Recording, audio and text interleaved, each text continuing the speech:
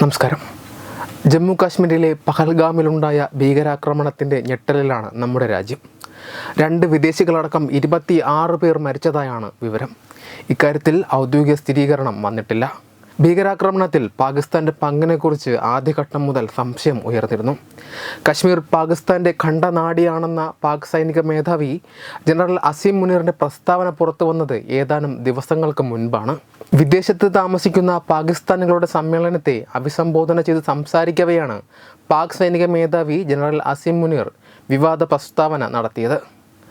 കശ്മീർ പാകിസ്ഥാൻ്റെ ഖണ്ഡനാടിയാണെന്നും ഇനിയും അതങ്ങനെ തന്നെ ആയിരിക്കുമെന്നും കശ്മീരി സഹോദരന്മാരുടെ വീരോചിതമായ പോരാട്ടത്തിൽ അവരെ ഉപേക്ഷിക്കില്ല എന്നുമായിരുന്നു അസീം മുനീറിൻ്റെ പരാമർശം. ഹിന്ദുക്കൾക്കെതിരെയും മുനീർ ചടങ്ങിൽ സംസാരിച്ചിരുന്നു. ഇപ്പോഴത്തെ പഹൽഗാമ ഭീകരാക്രമണത്തിന് പിന്നിൽ പാകിസ്ഥാനാണ് എന്നതിൻ്റെ വ്യക്തമായ തെളിവുകൾ പുറത്തു വന്നിരിക്കുകയാണ്. പഹൽഗാമിൽ വിനോദസഞ്ചാരികൾക്ക് നേരെയുണ്ടായ ഭീകരാക്രമണത്തിൻ്റെ ഉത്തരവാദിത്വം പാക് ഭീകര സംഘടനയായ ദി റെസിസ്റ്റൻറ്റ് ഫ്രണ്ട് അതായത് TRF ഏറ്റെടുത്തിരിക്കുകയാണ്. ലഷ്കർ എ തൊയ്ബയുടെ അനുകൂല സംഘടനയാണ് TRF. 2023 ജനുവരിയിൽ കേന്ദ്ര ആഭ്യന്തര മന്ത്രാലയം TRFനെ ഭീകര സംഘടനയായി പ്രഖ്യാപിച്ചിരുന്നു. ഭീകരാക്രമണത്തിന് പിന്നാലെ പ്രദേശം സുരക്ഷാ സേന വളഞ്ഞിട്ടുണ്ട്. കരസേനയുടെ പ്രത്യേക കമാൻഡോ സംഘവും സ്ഥലത്ത് എത്തിയിട്ടുണ്ട്. NIA അന്വേഷണം ഏറ്റെടുത്തു.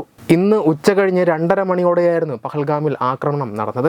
വിനോദസഞ്ചാരികൾ പ്രകൃതി ഭംഗി ആസ്വദിച്ച് നിന്നിരുന്ന സ്ഥലത്തേക്ക് തോക്കുമായി എത്തിയ ഭീകരർ എവിടെ നിന്നുള്ളവരാണ് എന്ന് ചോദിച്ചറിഞ്ഞ ശേഷം അവരെ ആക്രമിക്കുകയായിരുന്നു. വിനോദസഞ്ചാരികളെ മുസ്ലിങ്ങളും അല്ലാത്തവരുമെന്ന് വേർതിരിച്ച് നിർത്തിയ ശേഷം മുസ്ലിങ്ങളല്ലാത്തവരെയാണ് ഇവർ വെടിവെച്ച് കൊന്നത് എന്നാണ് പുറത്തുവരുന്ന വിവരം. പട്ടാള വേഷത്തിലാണ് ഭീകരരുടെ 7 അംഗ സംഘം എത്തിയതെന്ന് ദൃക്സാക്ഷികൾ പറയുന്നു. ആക്രമണത്തിന് ശേഷം ഭീകരർ വനത്തിലേക്ക് രക്ഷപ്പെടുകയായിരുന്നു.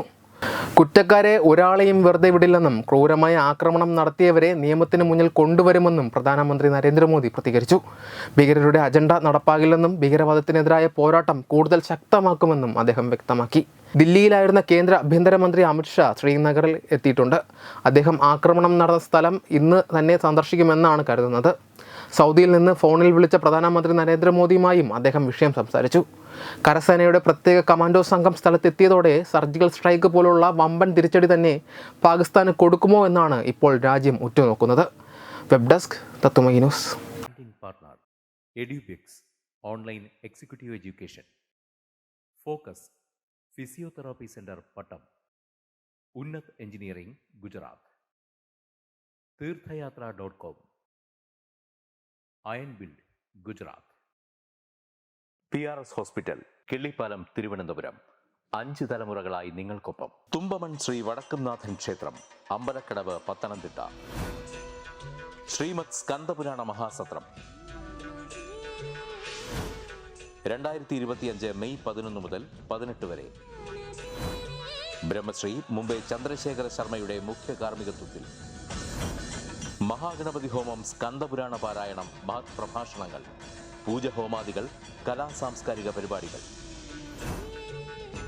സത്രയജ്ഞ കർമ്മങ്ങളിലേക്ക് എല്ലാ ഭക്തജനങ്ങളുടെയും സാന്നിധ്യവും സഹകരണവും സാദരം അഭ്യർത്ഥിക്കുന്നു. മഹാസത്രവേദിയിൽ മെയ് 18 പഴനി അരുൾമിക ദണ്ഡായുധപാണി സ്വാമി ദേവസ്ഥാന അർച്ചക സ്ഥാനികർ ശ്രീസെൽവ സുബ്രഹ്മണ്യ ശിവശാരിയാരുടെ മുഖ്യ കാർമ്മികത്വത്തിൽ നടക്കുന്ന അതിശ്രേഷ്ഠവും സർവൈശ്വര്യദായകവുമായ സ്കന്ദഹോമം. സ്കന്ദമഹാപുരാണ സത്രത്തിന്റെ ആദിമധ്യാന്തമുള്ള സമ്പൂർണ്ണ തത്സമയ കാഴ്ച തത്വമയി നെറ്റ്വർക്കിൽ.